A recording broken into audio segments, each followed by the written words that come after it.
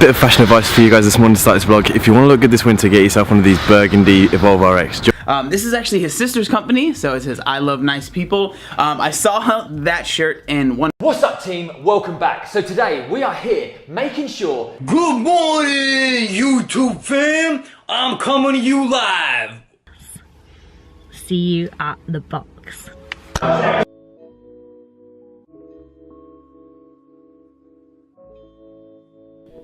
So since the introduction to YouTube in February 2005, fitness vlogging has grown massively to the point where people now make a living off producing content to share online. This era of YouTube doesn't just cover your standard stuff.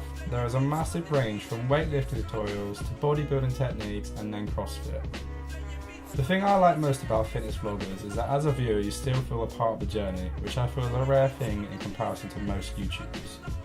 There is also such a variety of channels for you to choose from. Each is different from the other, which means that people can identify with different vloggers either because of the content they produce or by their physique. So as both fitness and nutrition gain sophistication, ideas about exercise and diet continue to evolve. Changes occurred in the 80s with the founding of certification organisations that sponsored fitness and nutrition research studies. Certified instructors educated the public about current findings through different classes. But as a result of YouTube, things learnt through past experiences, these fitness classes, or even from a U degree, have been much easier to share to different audience, and so more and more people have been starting up their own channels to explain new methods and theories. The differences between the two are massive. YouTube allows you to reach out to a much larger target audience with less difficulty, although the only problem being is that you have to build up your fan base over time. Fitness classes are a lot more personal, but you'll generally find that you're reaching out to far fewer people. And since 2005, YouTube has taken some massive steps forward and has become the world's most popular online video site, with users watching 4 billion hours worth of videos each month and uploading 72 hours worth of video every minute. Obviously the range of video genre is massive and there are areas more popular than others, but my focus is obviously fitness. So fitness vloggers generally get a lot of positive feedback in the comment section of any video, such as the ones being seen here. You'll find that something which started off as just a hobby has gone on to change people's lives for the better, and the viewers of these videos are grateful enough to express their feelings. I feel that this sense of motivation works both ways. The feedback received in the comments not only motivates the vloggers to work harder, but also for them to produce more content for their subscribers. So like on most channels, viewers are able to see the work that content creators put in, and you essentially follow them on their journey. The example I would quickly like to talk about is Obese to Beast. His channel takes you through everything he's been through, and he's basically saying if you put in the work, you can change yourself for the better. Here's just a short clip of him.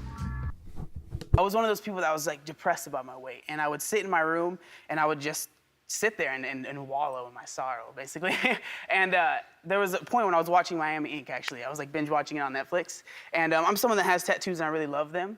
And I would watch it and be like, man, I really wish I could get more in different areas, but I was afraid like if I got them up here or anywhere else that they would kind of, with losing weight, that they would kind of get messed up. And so I was watching it and this guy came on that had lost a lot of weight, and they said like, how'd you lose the weight? You know what I mean? And he just made it sound so simple. Like I ate better and I exercised. And I realized at that point that losing the weight for me would have been possible. Like the only thing stopping me from losing the weight is myself.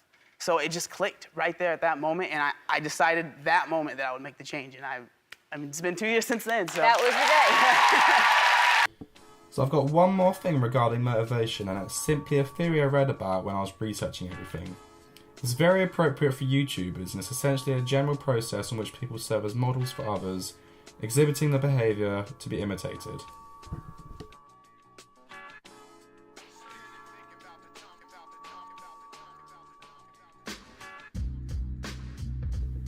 So the term cultural capital refers to the social assets of a person, for example their education, intellect or style of speech. In this genre of YouTube, you have hundreds of people with some kind of background to fitness, whether it's through a lifetime of personal experience or simply things they've learned as a degree. You rarely ever see a channel with little cultural capital because it'll be hard for them to keep up with the ever-increasing number of vloggers who know what they're talking about. So social capital refers to the relationships among people who live and work together in a particular society. In this case, it's our relationship as a subscriber to the vlogger producing the content for us to view.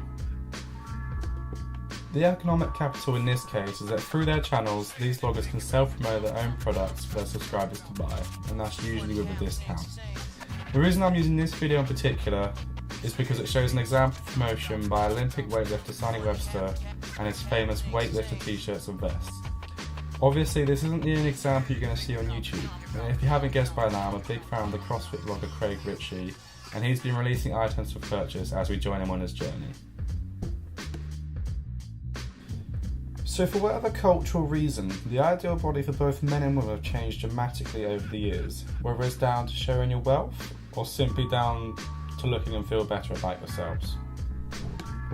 So in the 1870s, it was considered to be a status symbol to have a much larger stomach, which shows your wealth and you can afford a lot of food. However, as food came easier to come by, people's perception of the ideal body began to change. Over the course of the 1900s, and for many different reasons, the ideal body went from the ideal skinny look to the more lean and muscular look that is considered popular today. So as a study was actually made in 2012 by the University of Newcastle and found that both men and women see the ideal male body as being lean and muscular with a BMI of around 25. I personally think that since the introduction of YouTube and the amount has grown and the ever increasing number of channels, the ideal body will stay this way for a long time to come.